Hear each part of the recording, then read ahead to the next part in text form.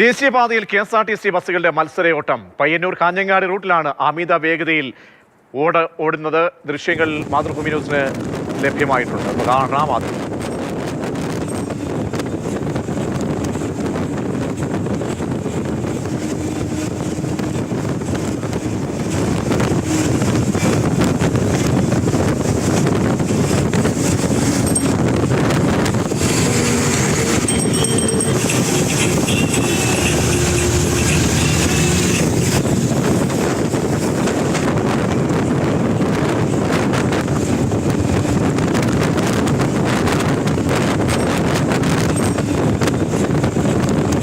സാരംഗ് ചേരുന്നുണ്ട്. സാരംഗ്, എത്ര അപകടങ്ങൾ കണ്ടാലും കേട്ടാലും പഠിക്കില്ല.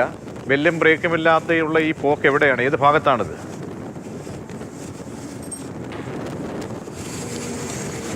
പ്രജീഷ്, ഈ ദൃശ്യങ്ങൾ ഇപ്പോൾ പുറത്തു വരുന്നത് കാഞ്ഞങ്ങാട് പയ്യന്നൂർ റൂട്ടിലാണ്. അന്തർജില്ലാ യാത്രയാണ്, അതുകൊണ്ട് തന്നെ വലിയ രീതിയിൽ യാത്രക്കാരുണ്ട്. ആ സമയത്ത് തന്നെയാണ് ഇതിന് സമാനമായ രീതിയിൽ തന്നെ വലിയ വേഗതയിൽ തന്നെ വാഹനങ്ങൾ പോകുന്നത്, KSRTC ബസ് പോകുന്നത്.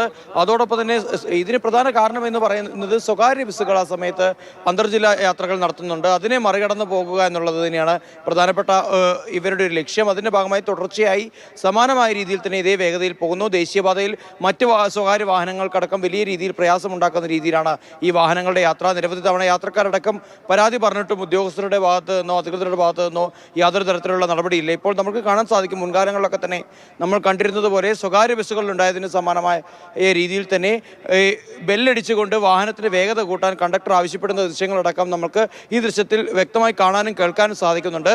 എന്തുകൊണ്ടാണ് ഇത്തരത്തിലുള്ള അപകടങ്ങൾ ഉണ്ടാകുന്ന സമയത്തും സർക്കാർ ജീവനക്കാരുടെ ഭാഗത്ത് നിന്നടക്കം ഈ രീതിയിലുണ്ടാകുന്ന വലിയ വീഴ്ചകൾ അല്ലെങ്കിൽ ഇത്തരത്തിലുള്ള സുരക്ഷാ പ്രശ്നങ്ങൾ ഉണ്ടാകുന്നത് എന്നുള്ള ചോദ്യം ഇവിടെ വ്യാപകമായി വരികയാണ്. പ്രജീഷ്, സാരംഗാണ് വിവരങ്ങൾ നൽകിയത്.